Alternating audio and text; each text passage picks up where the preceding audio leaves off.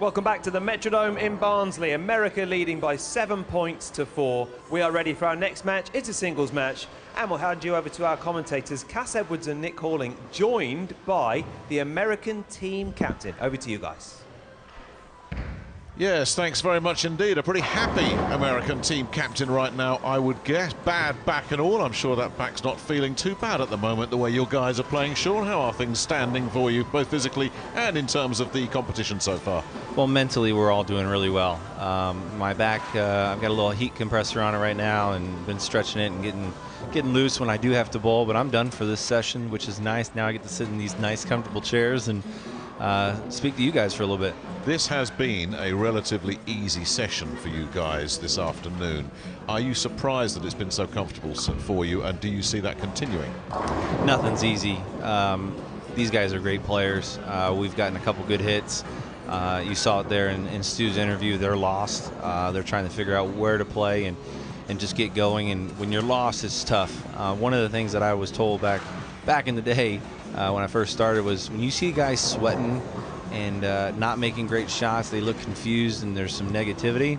And you can see that on the European side right now. And right now we seem calm and cool and collected and having a bunch of fun. So far it's been a good 4 games for us, and we got 3 matches left, and we're looking forward to hopefully getting 1 or 2 more points out of these last 3.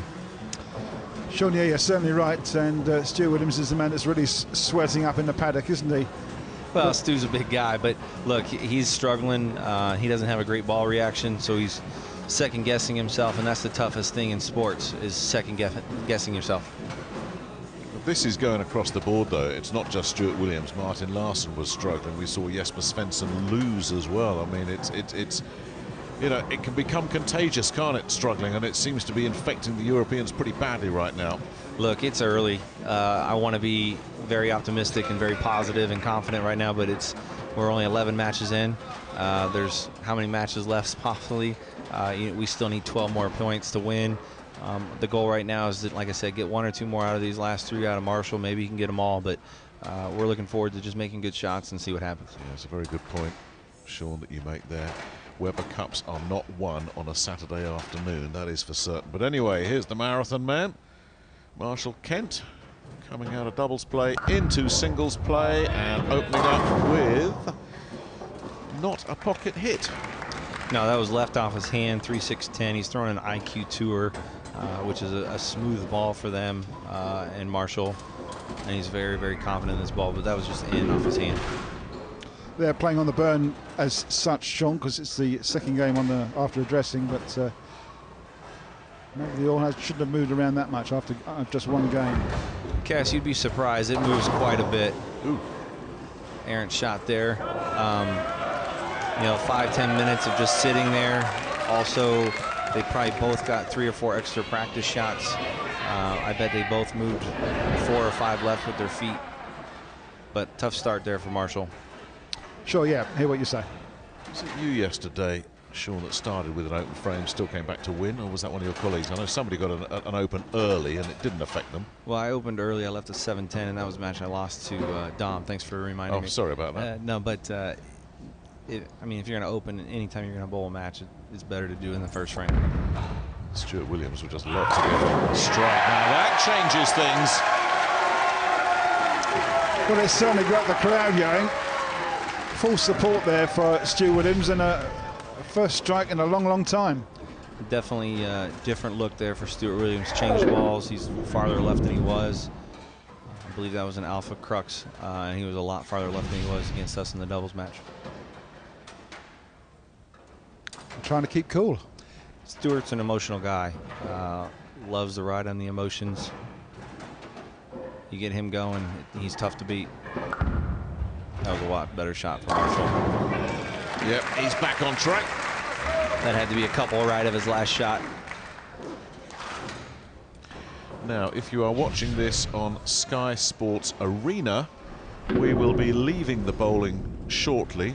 It is currently being shown on Sky Sports Mix. If you're watching on Sky Sports Mix, stay where you are. If you're watching on Sky Sports Arena and want to continue watching, you need to move over now to Sky Sports Mix.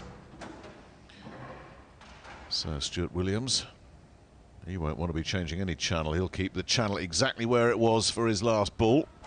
Now, can he replicate the last strike? No, he can't. Ooh, dear, oh dear. Gosh. And that one just never got as far right down lane. Yeah, I thought In my opinion, that maybe a looked little bit low on speed as well, Sean. But it's the 4.67 he's got staring at him. And odds are that's going to be an open frame. and he's shocked by it. A big reaction in the back end, but and didn't break anything up, unfortunately. Get two and move on. So an open frame apiece, but this is high-level sport. We are talking about a bunch of bowlers that are amongst the very best in the world, and Sean, when you've got one of them down, or more than one of them down, you can't afford to be sympathetic. You've got to keep them down, haven't you? No, not at all. I mean, we're all friends off the lanes, or acquaintances, or hang out here and there. But right now, it's us against them and man against man. Pretty evident earlier with what Jesper had to say about Kyle. It's got to go. Yeah. Got a little bit of action there just to kick out the 9. So here's, interrupt you real quick, Cass. Here's the funny thing about our scoring system, that after 3 frames, Marshall realistically would be ahead if we were doing the traditional bowling. But because of the world 10-pin scoring, if they both strike out, Marshall loses. By the 1 pin, yeah, you're quite right, of course. I love the scoring for the non-bowler. As a traditionalist, it's really tough. Oh gosh, they hate it. Yeah, I got league bowlers come and say it's not going to come to my centre. We hate it. Blah blah blah. But no, I explained that it's made for TV. It's made for world finals in certain tournaments and exhibitions. And for that, it's just great. Well, no matter what the scoring system, this is a man in some trouble.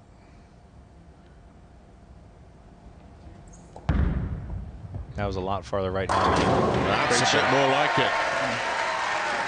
I believed he moved in a little bit. It looked like his laydown was farther left than the shot before, which helps push the ball through the front and the mid lane and gets just right of that down lane marker. And it will restore the confidence that he may have lost from the last frame. Get back on strike and always look for the double. He is such a competitor, this man. There's no way he's just going to accept that he's struggling. He's going to play his way out of it if he possibly can. And it keeps the pressure on Kent. Oh, dear, oh dear. That was firm and a little spinny. 248-10 is not the easiest spare to shoot at. It's kind of makeable, but the odds are against it. On a difficult oil pattern, agreed. Just didn't break anything up. Just clip the head pin right hand side and no drive behind it to set up any chain reaction in the pin deck.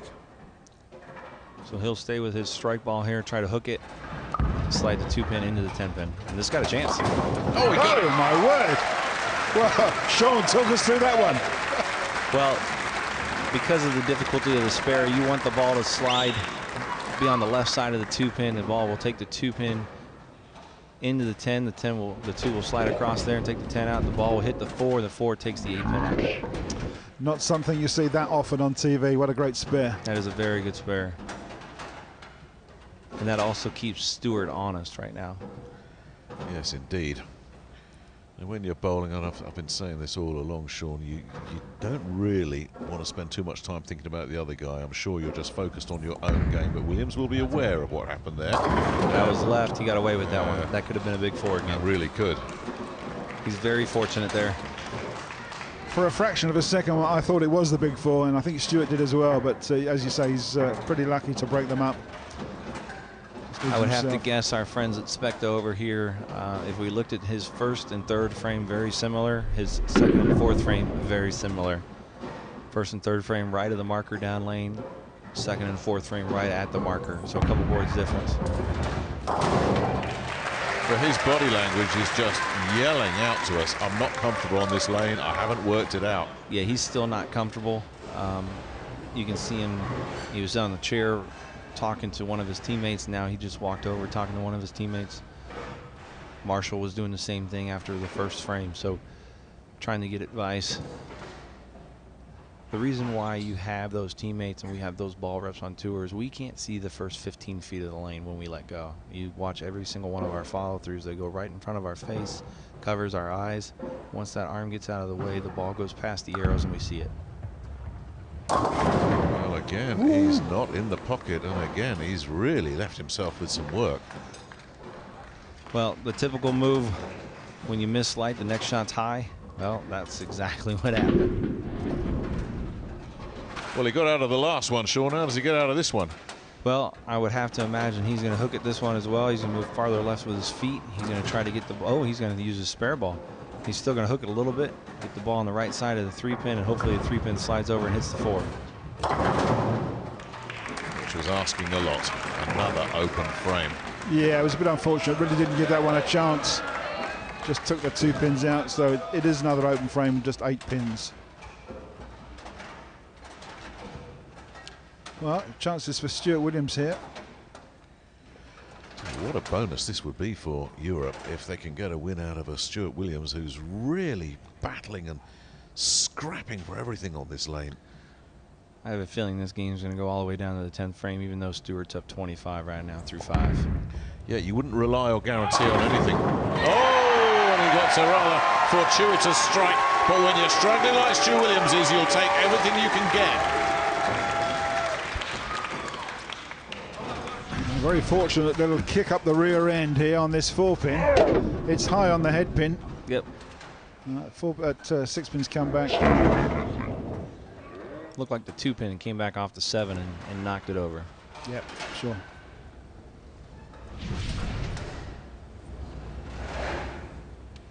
He's talking about slowing down there. I don't think slowing down is a good thing for him right now in his ball reaction. I don't think it's good for either one of them, to be honest. He was talking about exactly that when he was in doubles play as well. Sat next to Martin Larson. He was talking about slowing it down. Now this is a big ball. This is a ball change. Ken. Well, it hasn't produced. He's lucky to avoid a split. Well, where's the pockets hit? The pocket hit's gone for Marshall. Yes, the lane in the front and the mid lane is hooking so much that I would have to imagine Marshall's next move will be a little bit of loft, if not a lot of loft, to clear the front part of the lane. Oh, right. Well, that'll be interesting. We haven't seen hardly any of that in the tournament so far. No, not at all. The only one that's done it so far was E.J. Tackett in his doubles match earlier with Kyle. He did it in the 9th frame, and it put the match away. But this match is, in my mind, over. I know we still have 4 frames left, but something drastic would have to happen to Stewart. He's close to the pocket on the 2 times he's missed, and he's coming with a little confidence. And like I said, you don't want to let Stewart get some confidence. He'll get going. He is the worst guy in the world to allow a bit of confidence to build, because he is a very emotional player, and when it's going well, he will ride that wave. Well, he's definitely the emotional player on their team. They all have it, but when he's down, the whole team's down. A strike will pretty much lock Marshall Kent out of this one. He didn't get it. He's left it wide open instead. Here's the funny part. We talked about it after 3 frames. This traditional scoring, Marshall should still be ahead. Right now, Stewart's still way ahead. It's crazy in that scenario, isn't it? Again, he's high through the head pin. 4, 6, 7 standing. And I said it was way over, and now things have just completely changed. Now, to be serious, whilst Marshall can get back into this, how concerned are you, given that Marshall has got 2 more matches to play on this lane condition as well? How concerned are you that he has been so up and down in this match? Well, I'm not concerned at all, because they're going to redress after this match, and he bowled phenomenally in the fresh with me as a partner. I think EJ will do a little talking before they start. EJ will start farther right to help his reaction and look, and I think we'll have a different game plan once we get to the second match in the singles match in this afternoon session. And that was a really good shot there by Marshall. That keeps him in this point. Absolutely. Now it's you know, if Stewart opens again, Marshall would take the lead. Stewart marks. He stays up by just a few. Still a long way to go as well. And we have had a bit of everything. We've had 2 open frames from Kent, 2 open frames from Williams. I think we've had 1 double. That's it. Early from the American. Yeah, that's right, Nick. Just the one double so far. Now Stewart's just he's had a look at the score sheet. He knows exactly the position of the game. Knows exactly what he needs to do. We know every single shot. What's good and what's bad. Well, here's the pattern for Stuart Williams. It's been strike, open, strike, spare, strike, open. So statistically, he's due a strike. Correct, and the spare that he had there in the 4th frame could have been the same exact lead he left in the 2nd and 6th frame. Both the spare that he left in the 4th was the 4-7. So that's another good shot. Takes all 10, back on strike. Because of Stewart's unique follow-through, when his ball, like that one, got really through it there, you guys can see it got almost all the way up to his face.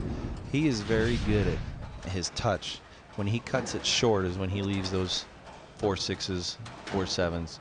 But when he extends through it, he's very tough to beat, getting it through the front part of the lane. He's got very good touch when it's this far left. Yeah, and certainly got the full width of the lane there. And a great reaction in the back end. So frame 8 here, and Marshall Kent knows the situation. This has got to be all 10. That was a good shot, just left. Yeah, there's his frustration. Yeah.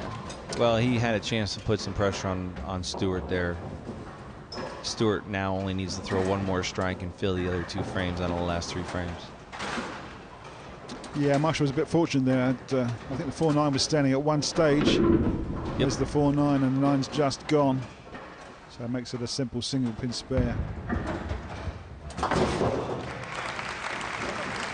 But again, we're looking at lower scores than we were seeing last night, right across the board. Yeah, it's something to do with the lane pattern. It's obviously four feet shorter than yesterday or last night, and it's certainly having the effect on the guys out there on the lane. Yeah, I don't think Europe wants to go in a strike match versus my teammates. Those guys have a very high rev rate and throw lots of strikes. I'm the old guy in the group, and my rev rate's definitely a lot lower, and I can flat 10 a lot easier than they do nowadays. Sean, you're not the old guy in this particular group, let me tell you that. Well, maybe age is wisdom, right? That's what I tell myself. See, that one's... That was left that time. That was firm. And a very good shot. And pretty much puts this match away. And how big a point would this be in the context of things, with Williams struggling, and he's managed to fight his way to a point here and just end this streak of American wins. 2 big strikes in a row, and he looks happier, doesn't he? Yeah, he's definitely a lot more comfortable. We have a max score of 219. The interesting thing with Williams, he's not talking. He is just focused and working so hard. Well, back on strike as well, Marshall Kent. And I think he knows the game's up as far as this point's concerned. He's pretty frustrated because he knew he needed the one in the 8th. Probably knew he needed all of them to have a chance. He only had one chance to miss. And these guys, it doesn't matter if it's them or us. You just can't give us too many openings. And I think both of these guys gave each other too many. Yep. And Stewart took advantage of it at the last minute. And as you say, Sean, Marshall knows that all Stu Williams needs is to stay clean now. Yes. Yeah, it's been a bit of a scrappy game through to about the 7th frame, and Stu's taken advantage since then. And this one could well sew it up. That's a good shot. It's a turkey for Stu Williams. Doesn't he look different? Definitely looks different, trying to give Marshall the business there, but I don't understand why, because he just won his first point of the tournament. I'll be a little hindsight 2020. They're still down 2. I don't think Marshall's feeling any negativity. He just made a couple of bad shots, and he knows they're going to re-oil, and he's excited about the next match. And he's finishing strongly as well here with a double. He's up next with EJ Tackett. Fair to say EJ's not had the greatest introduction to the Weber Cup. No, not at all. But he got his first point just a few minutes ago. And I'm not worried one bit. Stuart Williams has certainly been bowling like a man who's not worried. Well, they'll finish with a spare, but he'll also finish with a sigh of relief as well. He's back in business, Europe back in business. But I don't think this is a match that either of these players will be putting on their highlight reels. 235 for Williams, 219 for Marshall Kent. They will now redress the lane, and that ends the streak of American wins. Sean, thank you very much indeed for joining us. How do you think the next two are going to go? Well, I'm looking forward to winning both points for our team. I'm thinking Marshall's going to get it done.